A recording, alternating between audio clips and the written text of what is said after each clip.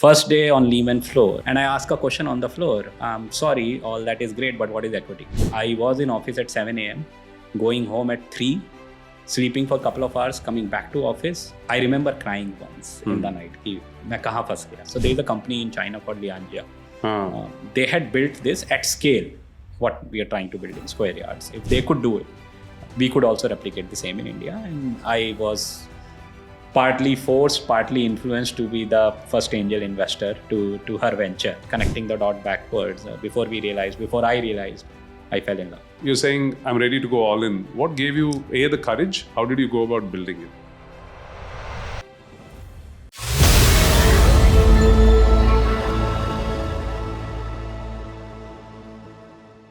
So what made you then finally say, so two things. I was anyway going to ask you a lead-up question to what did the banking career and how did you lead into that part of your life? And how did that inform you on both who you were going to become at Square Yards and what did you take away? Because you had some crazy ups and downs there as well. You went into, I think, the GFC, the global financial crisis in 2008, and then Nomura took over that part of Lehman, I'm guessing. So I'd love to hear what finally made banking stick after the 7 attempts. May not be politically correct answer, but it's an honest answer. I think now when I look back, I think probably I did not realize that at that point in time. Now when I look back, I think people influence most of my decisions. The reason I did not stick to the first 5 careers was, for whatever reason, I did not feel connected to the place, to the ecosystem, to the individuals. I think in my mind, I was obviously veering towards whether I want to build a career in finance, marketing, but it was not a calling per se. So when I joined Lehman, I just absolutely fell in love with the place and the people and my boss. I think that plays a critical role. This was in India or New York? This started in India, and stint in New York started in India, and then eventually moved to Singapore. But I think the individuals there significantly influenced my choice. But to coming back to your question, exactly what you asked, I think what Lehman / Nomura, same organization, term it as the same organization, but the same individuals continued post the acquisition, was I think that place taught me the value power of working hard. I think, again, passing out of that engineering / MBA era, having some sort of a clout over the ecosystem I was involved with, whether being a cricket captain, whether it was leading, like I said, the student so union. I was not privileged from the economic growth, and probably I was a very humble, come from a very humble background, but I was very privileged from given a position of likability in the ecosystem I was present in. I think, and that made me, to an extent, carefree, if I were to use the right word. Yeah. So basically what I thought I was always smart, but I did not work hard. I think a lot to do with very similar to the generation today. I wanted that work-life balance. I wanted to go home, enjoy with my friends at 6 p.m. Wanted to enjoy various comforts of, I had just moved to Mumbai, loved the Mumbai as a city, wanted to see around. And when I joined Lehman and I realized I was a fish out of water, I absolutely did not know 70% of what I was doing. I asked, there's a very funny story, and a lot of my old peers and colleagues would attest to it. Yeah. First day on Lehman floor, and I'm joining Lehman Brothers, one of the biggest investment banks of that era. Yeah. And I ask a question on the floor. I'm sorry, all that is great, but what is equity? Oh. I did not know what is equity, and I had joined Lehman. Don't ask how did I get through. I got through. You got through somehow, but I did not know that. A charming interview. And it was embarrassing. It was embarrassing in front of people. The individual who was leading me, he actually put me through the motions, and he gave me an earful. He gave me 10x more than what he gave to others in terms of work. I had to work hard. I had no other option to survive. It was theoretically a dream job I could have had. I think there was days, weeks. I was in office at 7 a.m., going home at 3, sleeping for a couple of hours, coming back to office, no weekends. It went on for months. I remember crying once in the night, कि मैं कहाँ फंस गया? This is not what I wanted out of my life. I think, but before I realized it, I became blue-eyed boy of the management. And suddenly I realized that success is addictive.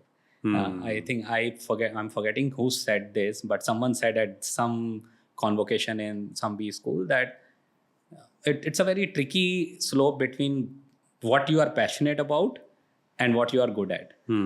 I think everyone tells everyone, please do follow your passion and you will do well. Yeah. I think money will follow you, success will follow you. Yeah. That gentleman said, actually, the passion becomes what you are good at. If you are seriously good at something, or if you become good at something, you're better than most of the other humans. You genuinely start loving it. I think that's what happened with me and Lehman. I think the first time that hard work married smart work, and I succeeded relatively much faster than anyone else around in the room. And those were the early days which started filling me with the notion that I could do something and I could build something with my life which could be extraordinary. So I'm guessing you put in a few years before GFC. Right.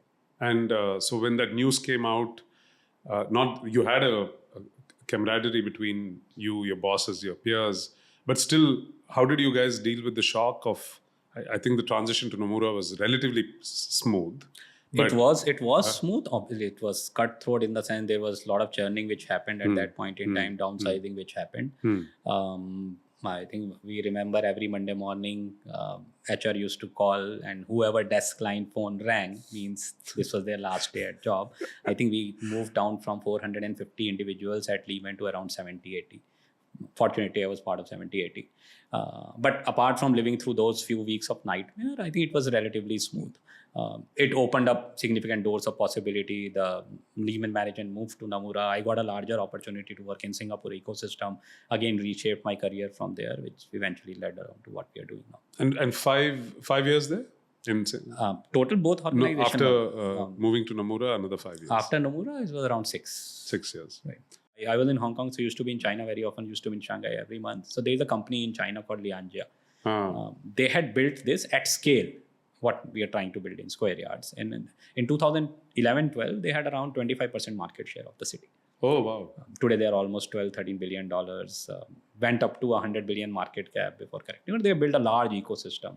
So Kanika connected dots with that if they could do it, we could also replicate the same in India. And I was partly forced, partly influenced to be the first angel investor to her venture. Oh, that's how it started. So I was like, okay, it's fine. You go ahead and build it. Lovely origin story. Yeah. I'll back it with the capital, but this is not something I can still be all in. So that was the starting point. That was the starting point. I think before I realized, and obviously I was helping her, before I realized I was significantly, deeply, emotionally vested. Not just financially vested, emotionally vested into something, trying to hire a team, trying to see how the ecosystem looks in India. So that was the time we took a trip down to India. We met all the industry incumbents. So that conviction grew. I think, again, connecting the dot backwards, before I realized, I fell in love. And that was and this is again a funny story. That was on Friday in Hong Kong. We are out clubbing. I cannot get square yards out of mind. It's like your first crush when you are a teenager. I could not sleep those couple of nights. Monday, I quit. 2 days it took? 48 hours of obsession? Exactly. No, it's sad that we can't have Kanika in the room for multiple reasons. As I told you, this season we started bringing in all the co-founders if we could. Second, happens to be a Wharton alum, so I would have loved to have a fellow Wharton alum. Third, today you just revealed that she gave the initial spark to the idea. So she definitely belongs in the room. Unfortunately, with you guys in Dubai, it's difficult to manage the logistics, but some other day, hopefully. But so crazy. So in 48 or 72 hours, you decide going all in. There's a second part of the story. I don't know how true it is. So 2 parts to it. One is, I think you're a unique example of understanding that you can't do this as much as, and by the way, the other reason to have Kanika in the room is people, strangely, by the way, diss husband-wife teams. Happens all the time in our industry.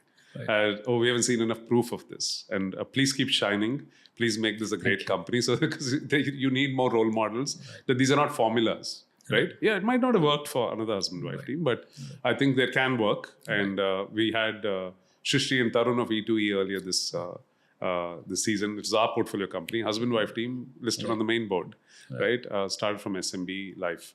So yeah, more power to both of you. But two parts to it. One is how it looks like the early financing, you were old school, right? You've never come and taken money from VCs, etc. And it's not like you were waiting for someone to come and back your conviction. You went all in, as in all in, like, sell everything, whatever is required, put the money. I mean, I don't know how much of all in you went. Did you sell house jewelry, etc.? But love to hear that. And second is, yes, you were a leader and you were a formidable banker by then already. But building for an entrepreneurial journey is very different. Because it's not about, we debate this at Blume all the time, that are you hiring an employee or an entrepreneur? And in our case, it's doubly more important because it's a small firm and we are trying to build for decades, much like you are. Right? So I relate to that problem a lot. How did you know that you had to do all of that like at the get-go? I've seen very few founders get that right off the bat, unless they've gotten amazingly lucky in finding a fantastic co-founding team on day one. But here it's a husband-wife team. You're trying to inspire another set of leaders. And you're saying, I'm ready to go all in. What gave you, the courage? How did you go about building it? Would love to, for our younger entrepreneurs who will listen to these shows, to hear that. As you were speaking, I was thinking in my mind, I think 3 key ingredients. Please. I'm making this up as I speak, articulating this up. Capital, co-founders, people effectively, and passion or ownership, however we define it. I think those 3 were very, very critical. I think capital first, going back to the philosophy of all in, theory was very, very simple. If this is not something which I can give or me and Kanika can give our life to, we cannot go and ask anyone else for capital. Okay. I think that remains true to our entire philosophy today as well. So we went all in to an extent that not just selling our houses, selling our parents' houses as well.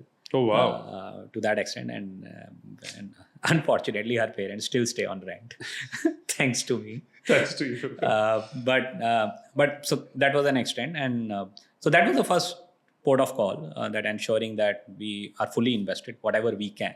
Would you say today you've grown up to become India's largest sort of organized real estate brokerage firm? Or how we define our business model? Let's come to that. So I think... I mean, you now have to say this in your sleep. You're planning to go public in a year or so, within the year or so. It is not just the brokerage, and brokerage was the focal point in terms of how we captured the fragmented market, became relevant in the supply chain. Let's put it that way. Yeah. But it's the entire journey. So we help people search homes. So we are the largest search and discovery.